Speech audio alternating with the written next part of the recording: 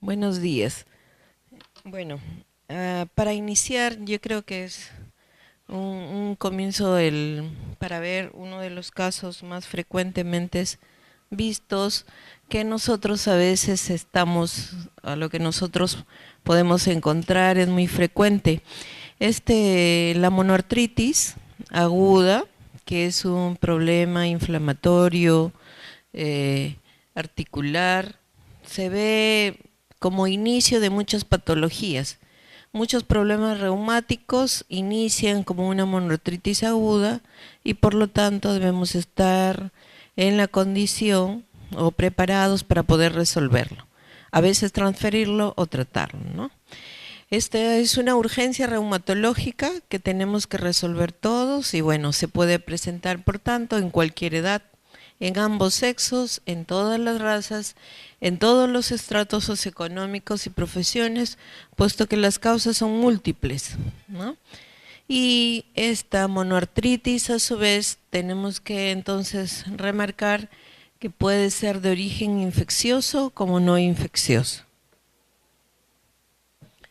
¿Qué es entonces una monoartritis? Como su nombre lo dice, es la inflamación de una articulación caracterizado por todo lo que arrastra, lo que implica los signos inflamatorios, rubor, tumor, dolor, ¿no?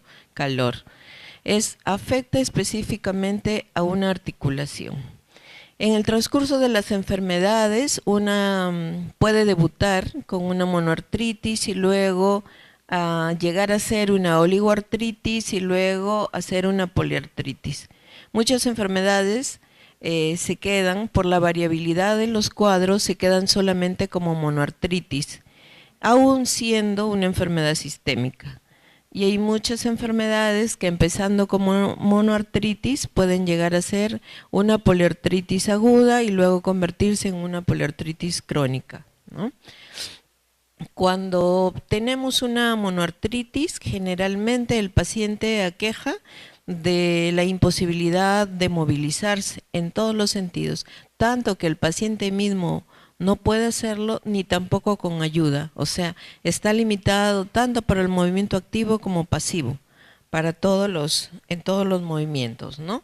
Por eso es que se dice que puede presentarse con un patrón capsular, pues el paciente adopta una posición antálgica cuando es de miembros inferiores y cuando es de miembros superiores simplemente limita los movimientos. Aquí tenemos unas imágenes, bueno, muchas veces los cuadros de monoartritis pueden verse confundidos, por ejemplo, y por eso tenemos que tener en cuenta cuándo es de tipo articular, cuándo es de tipo extraarticular. En una zona, por ejemplo, en la primera vista tenemos una afección de tobillo, que viendo la primera vista incluso podríamos decir que puede ser el inicio de una celulitis.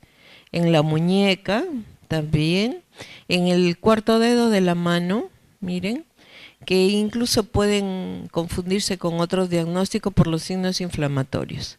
Y en la base del primer dedo. Cualquier signo inflamatorio articular en una zona, entonces, o cualquier signo inflamatorio en una zona articular debe llevarnos a pensar en primer lugar en una monoartritis. Una vez que uno diagnostica o sabe que es una monoartritis, la segunda pregunta es saber si realmente es articular o es extraarticular. Entonces, eso nos va a ayudar a poder diferenciar rápidamente y pensar en los diagnósticos que tenemos que tratar. ¿Cuáles son las causas fundamentales entonces de una monoartritis? La monoartritis puede ser originada, podemos verla en una artritis traumática, ¿no? En los cuadros degenerativos como las artrosis, en los problemas, cualquier problema mecánico que implique, por ejemplo, no solamente problemas articulares, sino también periarticulares, una tendinitis, una bursitis, puede simularnos una monoartritis. En las artritis por cristales, tanto en gota como en pseudogota, también podemos observar este cuadro de monoartritis. En la artritis séptica, que como vamos a ver es un cuadro muy especial, y por supuesto también las artritis que no son infecciosas. Todas estas patologías, en todas estas vamos a encontrar monoartritis, pero de manera aguda. Hay otros cuadros que tienen monoartritis de tipo crónico, que son las enfermedades sistémicas, las enfermedades degenerativas más frecuentemente como la artrosis, ¿no? ¿Qué cosas tenemos que saber para definir inmediatamente? La historia clínica aquí se convierte en un instrumento, como en todas, muy importante, pero es que nosotros tenemos que tener en cuenta unos datos especiales en la historia clínica y también en la evaluación del aparato locomotor. Cuando uno escucha una monoartritis, entonces piensa que solamente la parte osteomuscular debe ser evaluada. Como vamos a ver, no simplemente es aparato osteomuscular, ¿no?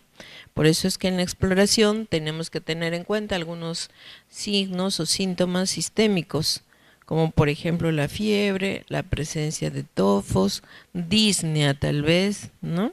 O cuadros de taquicardia. El diagnóstico diferencial de la monoartritis aguda. Aquí tenemos que tener en cuenta estas patologías porque nosotros podemos encontrar en cualquiera de ellas una monoartritis. La frecuencia fue de las patologías que hemos visto, ¿no? Que son las traumáticas, la artritis séptica, la artritis por cristales. Pero tenemos otras en las cuales también nosotros podemos encontrar monoartritis por diferente etiología, ¿no? En las infecciones, por ejemplo, incluso a las de tipo viral, en las tuberculosis también, en las artritis por cristales, las hemartrosis y antecedentes de trauma, alteración de la coagulación, cuando hay antecedentes de fractura, que son minúsculas, que son pequeñas, ¿no? En las enfermedades reumáticas, ¿no? Que son crónicas, que son sistémicas como la artritis reumatoide y lupus, que pueden debutar o que durante la evolución de su enfermedad pueden presentar un cuadro de monoartritis aguda. Ahora, tenemos que saber también que sobre los cuadros crónicos pueden presentarse reagudizaciones que nos obligan a tratarlas sin modificar el tratamiento crónico que tienen. Los trastornos propios intraarticulares que son de los traumas, los desgarros, las necrosis, por algunos tratamientos crónicos, por ejemplo, con corticoides, y los tumores intraarticulares. En todas estas patologías podemos encontrar monoartritis aguda. Son unas más frecuentes que otras, pero en todas ellas podemos encontrar monoartritis aguda. Tenemos que saber diferenciarlas entonces. Dentro de ellas les decía que las más frecuentes y que tenemos que tener en cuenta son la artritis séptica y la artritis por cristales, y después de ellas las artrosis. Y como la artritis séptica se convierte por la secuela que deja en una de las más importantes, esta posteriormente va a pasar a ser de una urgencia a una emergencia reumatológica, ¿no? De las pocas que tiene reumatología, esa es una patología que tenemos que ponerle una especial atención. En la artritis séptica, entonces, ¿qué es lo que se producen? Los gérmenes, los patógenos llegan en la parte articular, ya sea directamente por diseminación hematógena o por contigüidad de la infección, a veces de los tejidos blandos, ¿no? Es así que la articulación se ve afectada con la presencia misma del germen. Hay algunos factores que sí tenemos que tener en cuenta y que tenemos que pensarlas de manera rápida frente a un paciente que tiene, por ejemplo, manifestaciones sistémicas, mucho malestar general, fiebre, y el paciente aqueja mucho de un dolor intenso que no se controla generalmente con antiinflamatorios orales. Y esta es una patología tan rápida que desequilibra completamente al paciente por las manifestaciones sistémicas. Pero ¿en quiénes tenemos que tener más cuidado? Las personas ancianas, aquellos que tienen antecedentes de uso de prótesis, los que tienen cirugías articulares, ¿no? En los últimos tiempos, antes de que haya el problema de la artritis, en los inmunodeprimidos de todo nivel, ¿no? Enfermedades crónicas como la diabetes, la insuficiencia renal, En los pacientes que tienen artritis reumatoide, artrosis, ¿no? En los que tienen enfermedades por cristales. En aquellos que usan también corticoides y que son portadores de catéter endovenoso, ¿no? No solamente cerca de la articulación, porque no nos extraña encontrar un paciente que tiene, por ejemplo, un catéter en el antebrazo, pero resulta siendo una artritis séptica a nivel de tobillo, ¿no? A otro nivel. Significa que son puertas de entrada para ello. Y si el paciente tiene cualquiera de estas características y tiene una monoartritis, la primera posibilidad para pensar es una artritis séptica. En las artritis por cristales, las dos patologías son frecuentes. Entonces, las he mencionado estas porque son de mayor riesgo, pero también están dentro de las más frecuentes, ¿no? La gota, que es un depósito de cristales de ácido úrico, se caracteriza también por el inicio de una monoartritis. Hay zonas que son más frecuentemente afectadas que otras, ¿no? Y en estos pacientes, generalmente, si tiene factores de riesgo como hipertensión, dislipidemia, obesidad, ¿no? Insuficiencia renal, son pacientes que van a verse afectados y que durante la evolución de la enfermedad pueden presentar este tipo de complicación.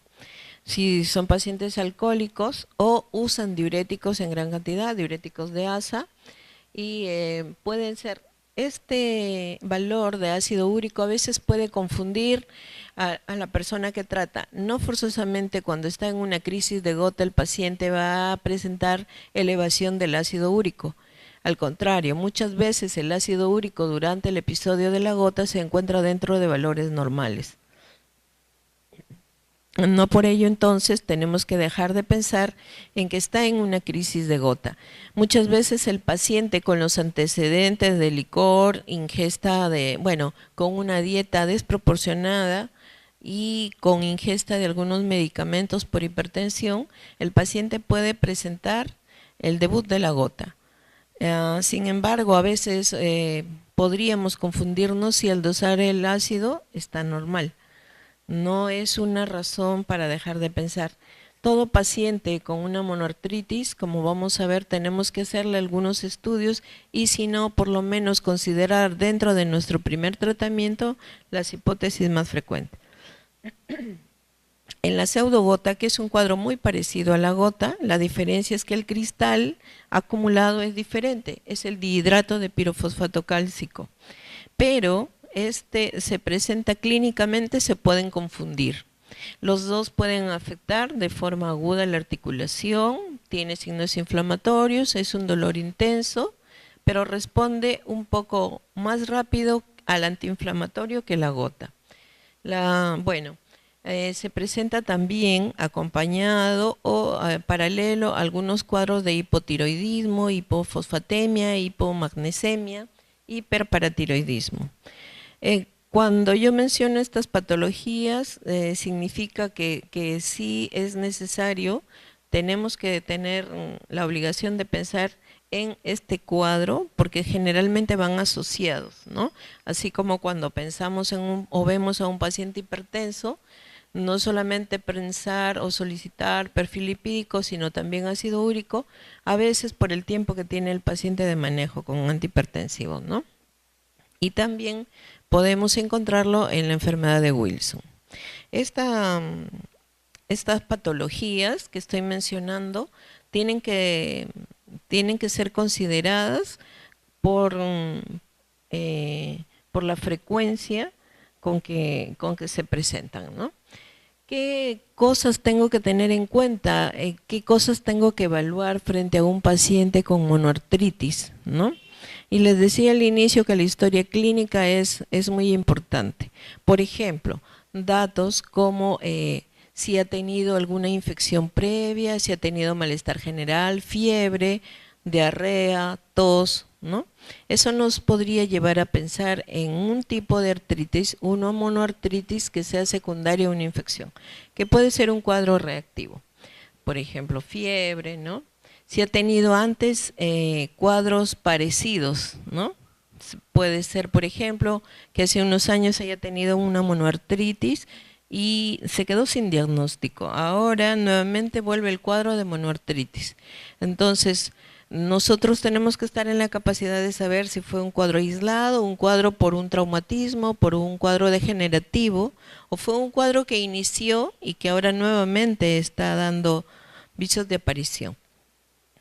Si hay síntomas sistémicos, les decía, diarrea, uretritis, si hay algún tipo de urticaria, rash, o si tiene alguna afección ocular.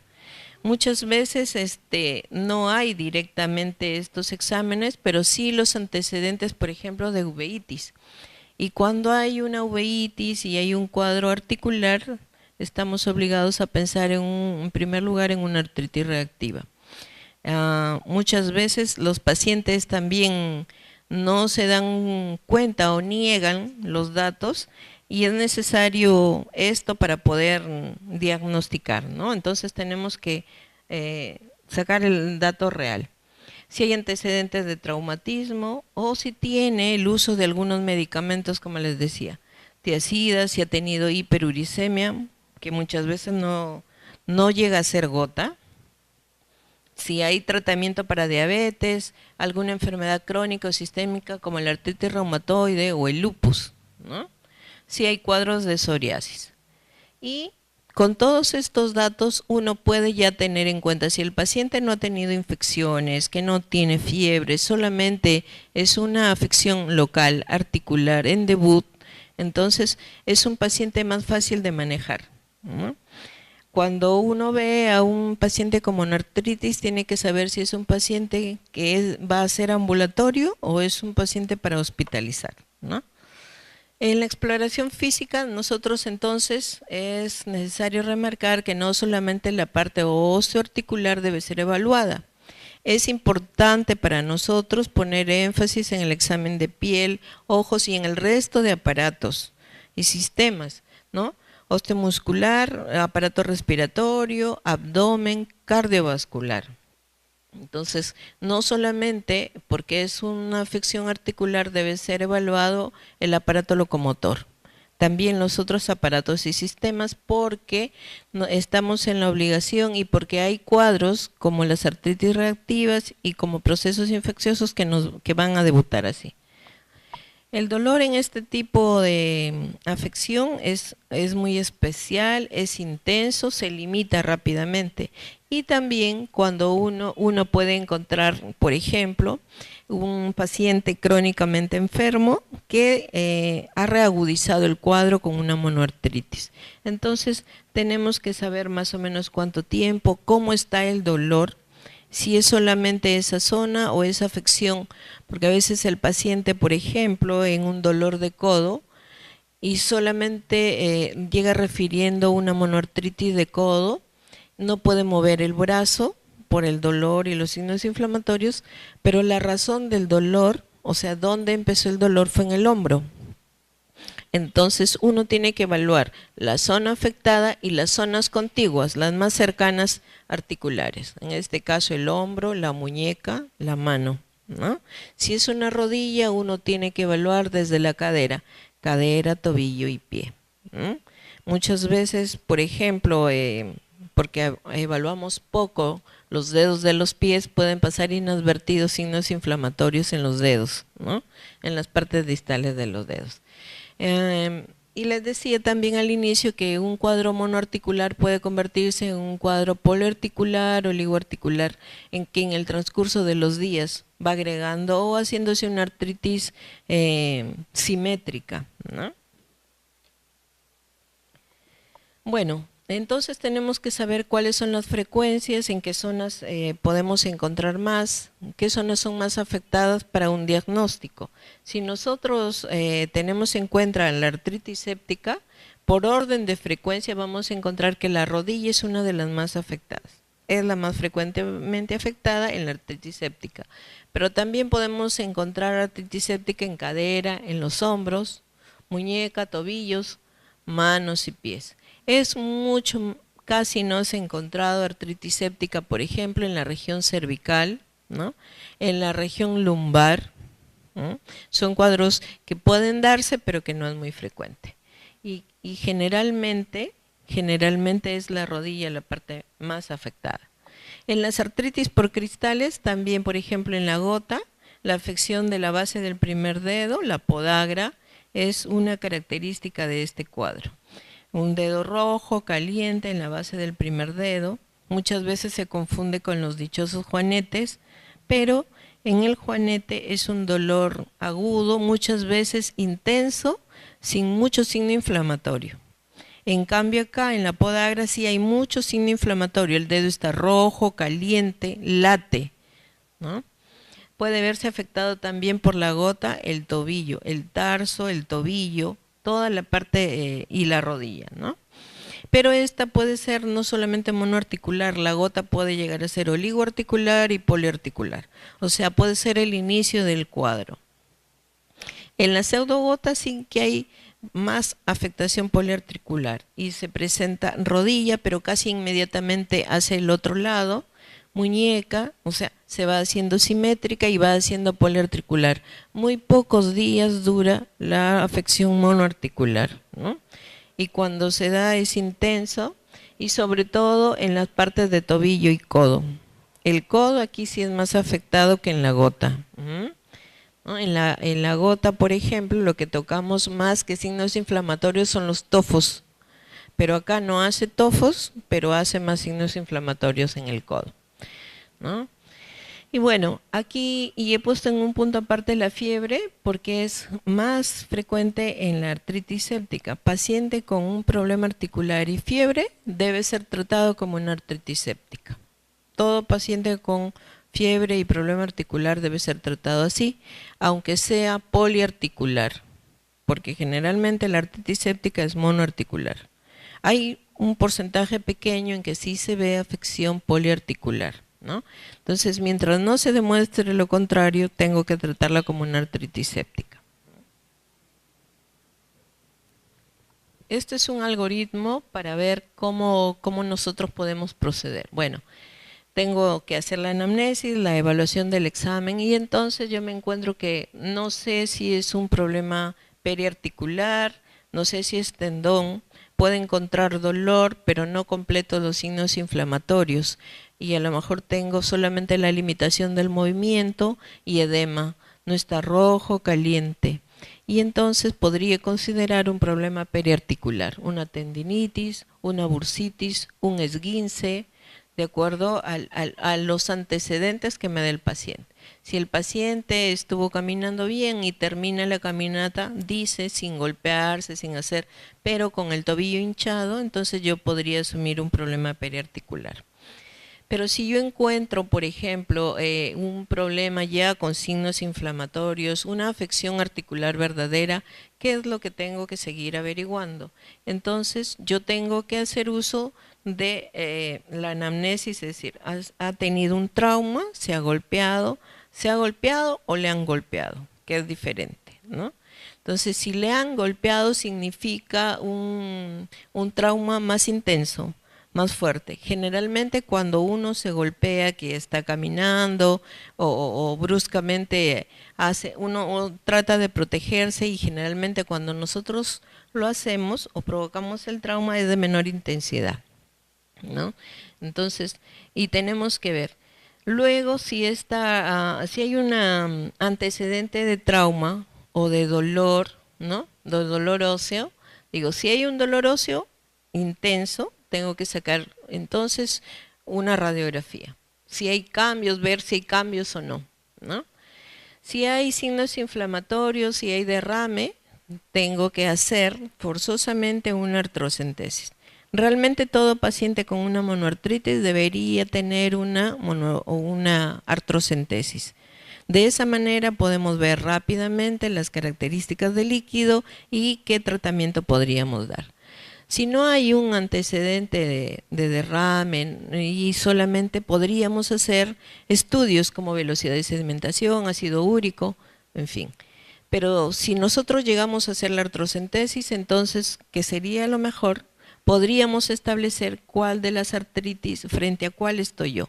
Una inflamatoria, una de tipo mecánico o una infecciosa, tal vez, ¿no? Que si es infecciosa yo tengo que darle tratamiento antibiótico. Que vamos a ver acá otra. Y bueno, entonces, ¿qué frente a eso me sirven o no los exámenes de laboratorio? ¿Cuándo me sirven? ¿Para qué, qué es lo que voy a solicitar? Porque si es un cuadro urgente, ¿no? Tengo que solucionar rápidamente. Y bueno, dice, los exámenes de laboratorio tienen utilidad limitada, ¿no? Utilidad limitada, pero que en el transcurso de las horas a lo mejor sí me van a servir. Entonces, por ejemplo, un hemograma, velocidad orina. Pero aquí, cuando hay una inflamación, esto se va a ver alterado, la velocidad se eleva completamente, hasta a veces 5 veces su valor, ¿no? Sobre todo cuando es de tipo infeccioso. ¿Puede elevarse también en una artritis inflamatoria? Sí, en cualquiera de ellas puede elevarse. ¿Una placa de la articulación me puede servir? Sí, sí me puede servir, pero si es que yo estoy sospechando, no solamente en un cuadro crónico, ¿no? Y ahí tengo que valorar calcificaciones, el espacio, si hay erosiones, todo. La artrocentesis que les dije, sí, ese es el examen más exacto que tenemos que realizar. Realmente una articulación solamente necesita para hacer la artrocentesis que por anatomía tenemos que saber por dónde no hay nervios y pinchar, porque lo característico sería que cada uno de nosotros supiéramos dónde vamos a hacer. Pero una articulación no es tan complicada. Por ejemplo, de todas las más fáciles es la rodilla y el hombro. En la rodilla, en la región suprapatelar, a 2 centímetros sobre la rodilla y 1 centímetro externo, o sea, de la parte central a 1 centímetro por fuera. Es una zona que casi siempre está con líquido, ¿no? La bursa suprapatelar. En el hombro, la parte anterior siempre es la más fácil de abordar, más que la lateral y la posterior, ¿no? Y se nota el abombamiento. Exactamente en esa zona no tenemos algún nervio para lesionar. En cambio, en la parte posterior sí tenemos el circunflejo, que podría lesionar completamente al miembro, ¿no?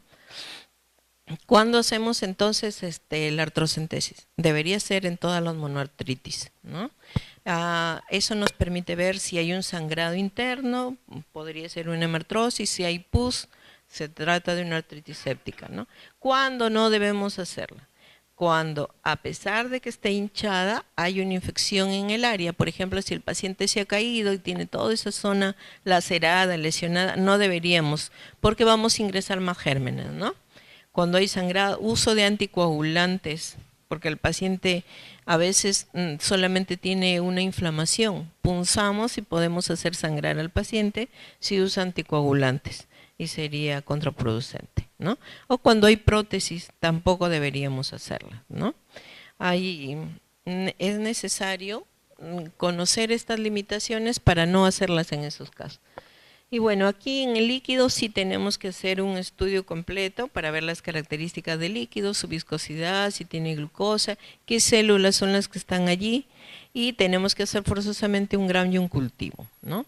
Nos va a ayudar para que nosotros en el transcurso, porque podemos dar un antibiótico antes incluso de recibir el resultado del cultivo o del gram, con una sospecha diagnóstica, que luego será ratificada o podríamos cambiar el antibiótico frente al resultado. Acá para recordar unos datos acerca del líquido articular, que un líquido normalmente es claro, ¿no? Tiene una viscosidad elevada y no deben tener más de 200 células, leucocitos, ¿no? En cambio, miren, si es un problema degenerativo en artrosis, hay un poco más de células, ¿no? Pero la viscosidad también es elevada, también es un líquido claro. Si es traumático, podría estar sanguinolento, y si es una gota y en la pseudogota se nota un líquido turbio. En la artritis séptica, si es un líquido purulento, y cuando es una artritis reactiva, podríamos encontrar un líquido un poco turbio. No necesariamente amarillento, ¿no? En la artritis séptica podríamos encontrar hasta un líquido amarillo cetrino. En algunas situaciones podemos llegar hasta usar ecografía rápidamente, ¿no? Y acá he puesto en determinadas situaciones porque no siempre se va a pedir frente a una monoartritis, por ejemplo, un ASO, un factor reumatoideo, ANA, anti-DNA. Son exámenes que no nos van a servir en la parte aguda. Tal vez sí, en la evolución de la enfermedad posteriormente, sí nos va a servir, pero nos da un dato para saber que sobre un cuadro crónico ha habido un cuadro de reagudización, ¿no? Los hemocultivos sí, tenemos que hacer los hemocultivos. Deberían, en un paciente con fiebre y un problema articular, un hemocultivo, de todas maneras, ¿no? Y la ecografía, bueno, nos sirve para ver no solamente el líquido, porque eso podemos verlo sin necesidad del ecógrafo, sino para ver tendones, ligamentos y si ha habido alguna afección que el paciente no lo notó, ¿no? Esto es nos sirve para ver acerca de una artritis inflamatoria aguda. Entonces, nosotros tenemos que hacer los estudios y esto estamos asumiendo que los pacientes en todo se debe hacer la artrocentesis, ¿no? Hay que hacer un estudio de Gram, entonces, y estudio de cristales si es que el examen sale negativo, ¿no? Si sale negativo, tenemos que buscar otros cristales, hacer más exámenes y recién allí se convierte importante la evaluación o el dosaje del factor reumatoideo, de un ANA y de otros exámenes para otras enfermedades. Si hay un cuadro sistémico, yo también tengo que evaluar la posibilidad de otras enfermedades que no son muy frecuentes y que tal vez ya son crónicas, ¿no? Y les decía, quería llegar acá a la parte de la medicación, porque yo puedo dar un antiinflamatorio, pero ¿cuántos días? ¿Hasta cuándo puedo esperar? ¿No? Hasta volver a hacer a volver a aspirar, porque a lo mejor me sale el examen negativo y el paciente sigue haciendo fiebre. El tiempo para dar un antiinflamatorio no debe pasar de 48 horas. A las 48 horas la monoartritis debe responder. Es más, en las primeras horas, en las primeras 24 horas, el cuadro inflamatorio disminuye, no remite completamente. Disminuye más o menos un 30% el dolor. Pero si no hay respuesta y el paciente en lugar de mejorar con el antiinflamatorio está empeorando, significa que la artritis está enmascarando o es el inicio de una enfermedad más intensa, ¿no? A veces hay cuadros de sepsis que se manifiestan en una articulación, pero el cuadro empezó en un problema respiratorio o abdominal. El paciente no lo refirió y el médico tampoco supo entenderlo y solamente se va a la parte articular. Por eso es que les decía que en el examen no solamente se debe hacer la parte articular, sino también el resto, la evaluación de los otros sistemas, ¿no? Acá he puesto un poquito más de atención para explicar acerca de la artritis bacteriana, porque de todas esta es la más importante.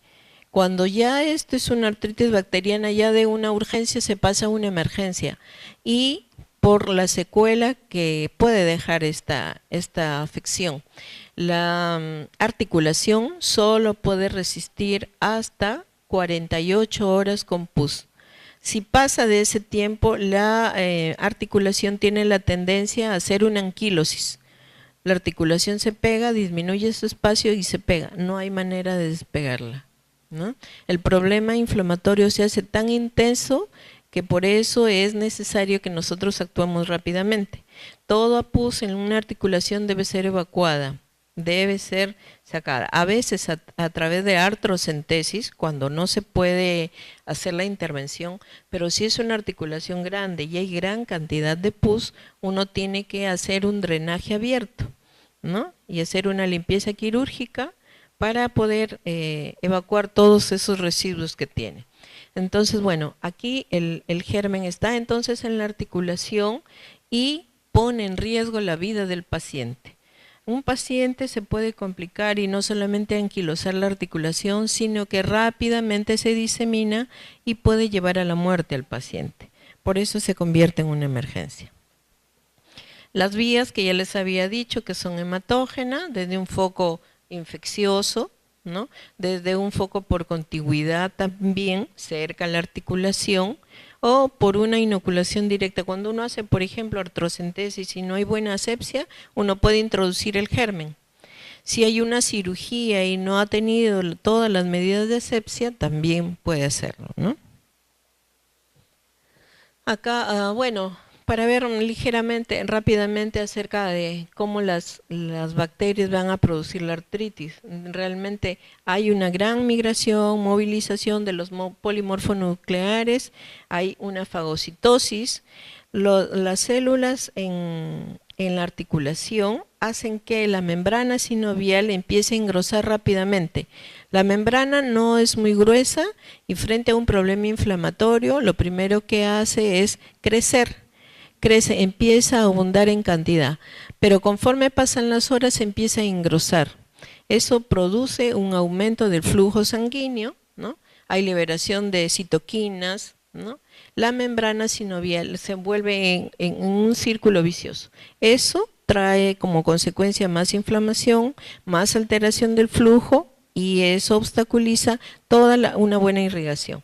Cuando hay entonces toda esta cantidad de líquido, entonces significa cuando ya hay pus que ya la membrana sinovial ha sido afectada, está engrosada, está inflamada y a veces solamente está la articulación abultada. Por eso cuando uno mira una articulación deformada que está hinchada, pero no está roja ni caliente, significa que la sinovia se ha inflamado, está reaccionando.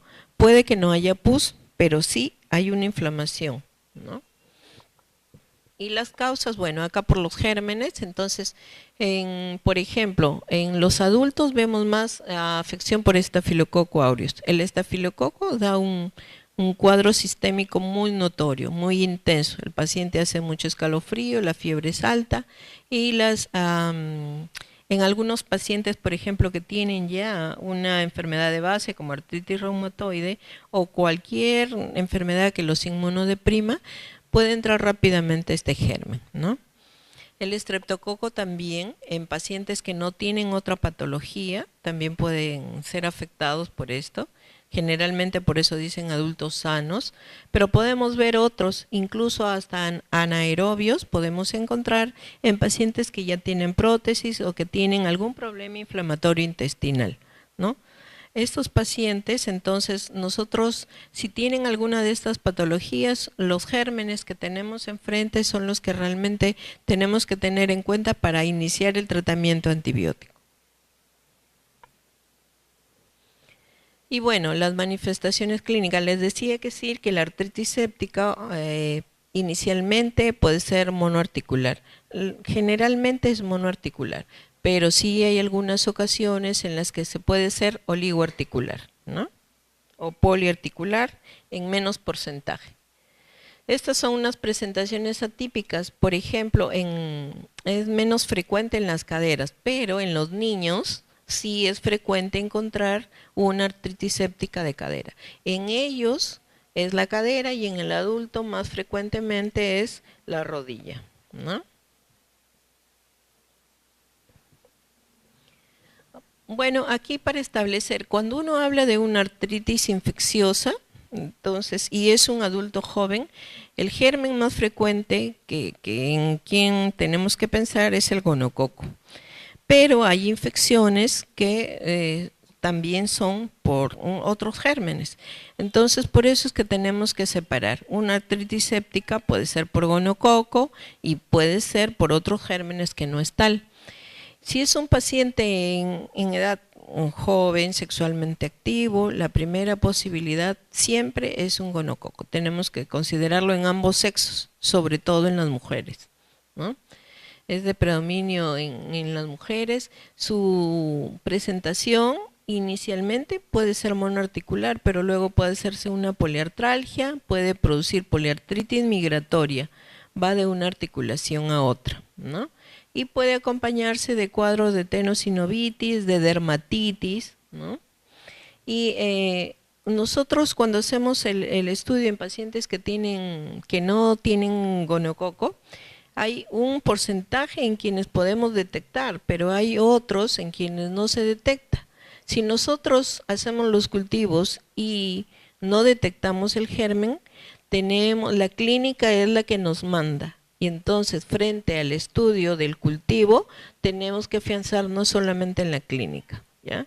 Tenemos que considerar que no todos los gérmenes son identificados. Casi siempre ocurre eso, ¿no? Y bueno, y hay otras que son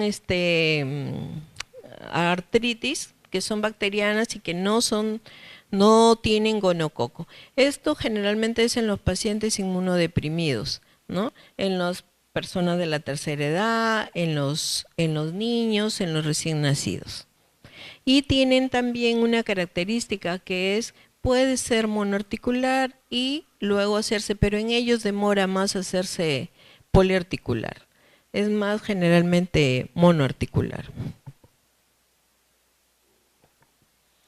Acá solamente es ¿qué tenemos que tener en cuenta? No solamente las características del color, los leucocitos, los cristales, y siempre hacer el estudio de grano y cultivo.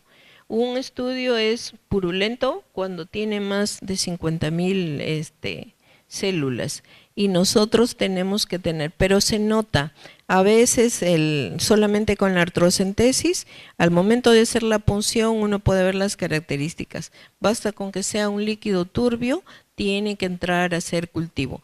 Todas las artrocentesis deben incluir cultivo, no serviría de nada solamente evaluar el líquido a la visión y quedarse allí.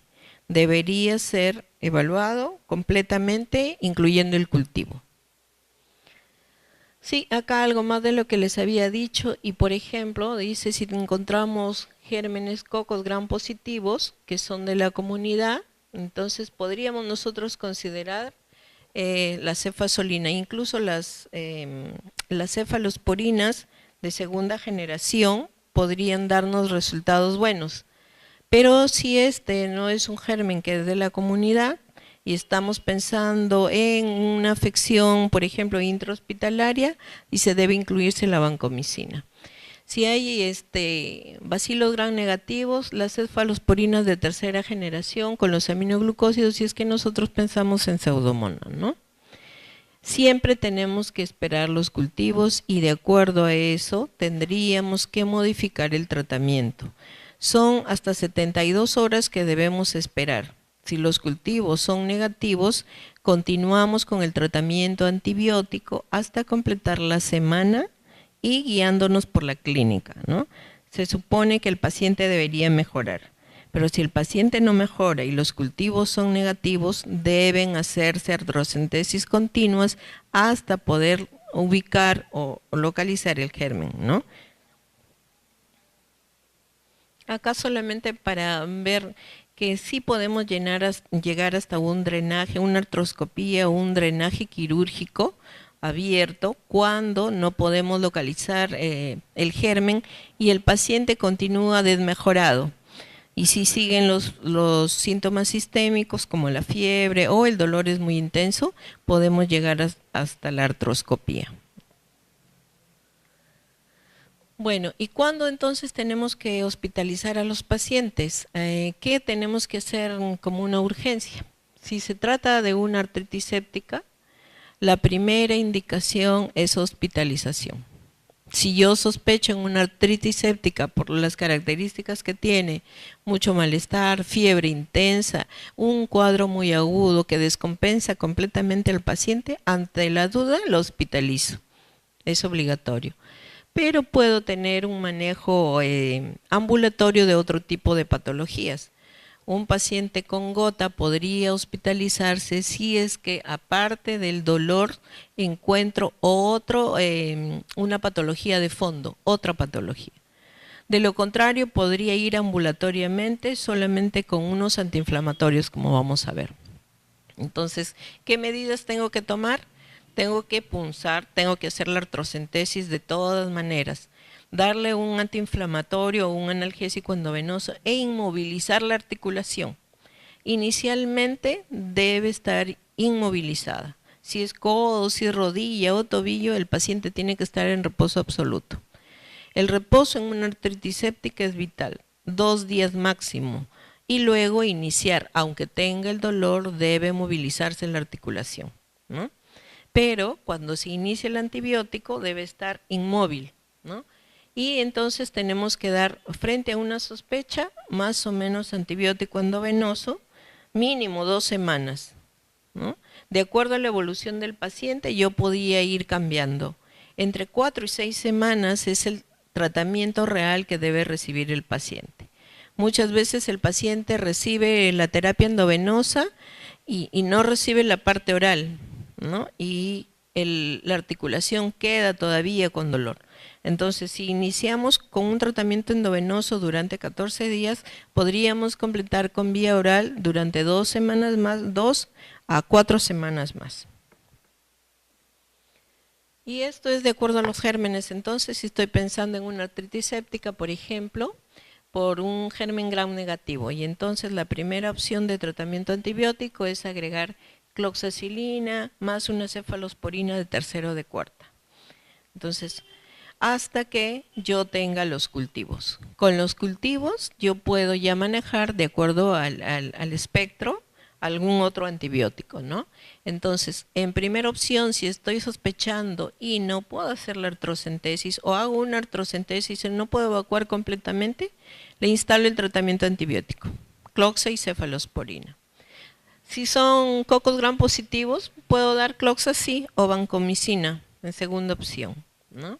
Cocos gram negativos, cefalosporina de tercera o ciprofloxacino. Y si tiene bacilos gram negativos, puedo agregar amicacina con una cefalosporina de tercera o tal vez de cuarta generación.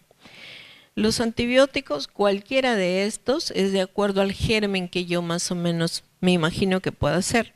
Si es un paciente que ha tenido, por ejemplo, tiene una artritis séptica, pero tiene un foco más, una neumonía, por ejemplo, ¿no? Ha hecho una neumonía y a los 2-3 días empieza con la articulación hinchada, hago la artrocentesis y saco pus, que sí se puede dar.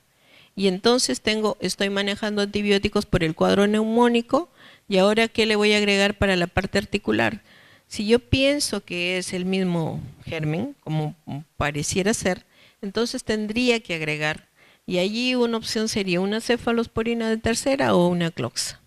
Y si ya tiene tratamiento antibiótico con cefalosporinas, podría agregar algún otro antibiótico si es de la comunidad, porque si es intrahospitalario, de todas maneras tendríamos que pensar en una pseudomona, ¿no? O en gérmenes un poco más resistentes. Entonces, considerar este cuadro en este orden para que nosotros podamos iniciar, que sí podemos iniciar el tratamiento, pero lo mejor sería después de, aunque sea una artrocentesis, ¿no? Y bueno, la artritis gotosa, que sí tiene parte aguda y parte crónica, como les decía, ¿no? Entonces aquí, ¿qué nosotros tenemos que hacer? No debemos sacar el tratamiento de fondo que está tomando. Ya es un paciente que está con gota, viene tomando sus medicamentos. ¿Le voy a quitar esos para darle la parte aguda? No, tengo que agregarle el tratamiento. Y aquí es más fácil el paciente porque responde a los antiinflamatorios. Muchas veces se tiene que agregar corticoide, pero solo en la primera fase. Puedo agregar corticoides solamente una dosis, máximo 2 en un día y suficiente, porque el paciente no mejora más y el corticoide no le va a dar mayor mejoría. El paciente entonces tiene que recibir antiinflamatorios, puede recibir colchicina también. Y la colchicina yo le puedo dar, como viene en tabletas de 0,5, le puedo dar una cada hora hasta que el paciente presente diarrea o calme el dolor. Yo le voy dando la colchicina y el paciente presenta ya molestias digestivas, tiene dolor abdominal, tiene diarrea, y es el momento de parar la colchicina, ¿no? Y le pasa la parte aguda, ya no debo usarla, salvo que por mantenimiento podría usar solamente 0,5 miligramos diario, ¿no? Por un espacio corto, que no debe pasar más del mes. Los AINES que le decía, pero aquí tenemos variedad de antiinflamatorios. Y en los pacientes que tienen dolor, una monoartritis por gota, responden mucho al ketoprofeno. al ketoprofeno, al ibuprofeno, a las moléculas más sencillas y más antiguas, indometacina, que claro, en algunos pacientes con problemas gástricos no podemos usar, pero si no habría otra alternativa, tendríamos que usar entonces un corticoide por el dolor intenso, porque aquejan mucho, ¿no? Entonces dice, en casos de resistencia o contraindicaciones de AINES nomás se debe usar los corticoides. También cuando el dolor es intenso, ¿no? A veces la metilprednisolona, que es efectiva, pero entre la metil y la dexametasona, más rápida es la dexametasona. Y lo que uno quiere es calmarle el dolor. Y luego continuar haciendo los estudios, ¿no? ACTH a veces puede usarse, pero no en nuestro medio, por ejemplo, no usamos mucho eso. Nos quedamos hasta los corticoides. Llegando allí el paciente ya ha mejorado. En las primeras 24 horas mejoró, ¿no? Los antiinflamatorios potentes son los que más nos ayudan. Si el cuadro es crónico, allí sí tenemos que seguir usando el alopurinol. Pero inicialmente el uso del alopurinol, las dosis son bajas. No porque el cuadro es agudo debo subirle el uso del alopurinol, porque va a controlar el ácido, pero no ahorita, si no es crónico, es después, ¿no? Lo que nos ayuda para la parte aguda es la colchicina. Los antiinflamatorios y también la colchicina profiláctica para que no haga crisis continuamente, ¿no? En la pseudogota, los antiinflamatorios. Aquí cualquier antiinflamatorio le puede ayudar para el dolor. En este tipo de cuadros y a veces nos sirve para diferenciarlos, ¿no? Entonces, si le calma rápidamente, probablemente sea una pseudogota. Entonces tengo que demostrarlo a través del estudio de líquido. Pero si demora un poco más, ¿no? Disminuye, pero no desaparece, es probable que sea un cuadro gotoso. Entonces, los criterios de ingreso para una hospitalización. Y ahí dice, frente a una sospecha, tiene que ser el paciente hospitalizado. Mientras más nos demoremos en tratarlo, el pronóstico es peor de este tipo de pacientes, ¿no? Personas, por ejemplo, de la tercera edad, los que tienen una patología ya de fondo, como artritis, lupus, aquellos que tienen prótesis articulares, o sea, en ese tipo de pacientes no podemos demorarnos. Si tiene prótesis, por decir, en todo el muslo, ¿no? Por una fractura o en la cadera, y la artritis que tiene es en la rodilla, el paciente debe estar hospitalizado por la continuidad, ¿no? Por la contigüidad. Es una articulación que está ahí expuesta, entonces sí debe ser hospitalizado. En la artritis por microcristales sí debe ser ambulatorio, salvo que tenga alguna otra patología de fondo. Si es un paciente inmunodeprimido, que tiene uso de corticoides, tiene quimioterapia por una neoplasia, ¿no? Y aparte tiene una alteración de este tipo por microcristales, entonces en ese caso sí podría ser hospitalizado. Pero de lo contrario, debe ser ambulatorio, ¿no? Aquí los cuadros, todo lo que ponga en riesgo la vida del paciente, tiene que ser, el paciente debe ser hospitalizado. Aquí, esto que debemos considerar algo muy importante, que hasta que no demuestre lo contrario, toda monoartritis con problemas sistémicos debe ser tratado como si fuera una artritis séptica. Entonces, yo tengo que pensar que si el paciente está en horas muy mal, tiene síntomas sistémicos, el paciente debe hospitalizarse con esa hipótesis diagnóstica, ¿no? Y considerar que mientras más nos demoremos, la persona puede perder la movilidad articular a todo nivel, ¿no? El hombro, el codo, la cadera. Bueno, creo que eso es todo. Sí, eso es todo, jóvenes. A ver.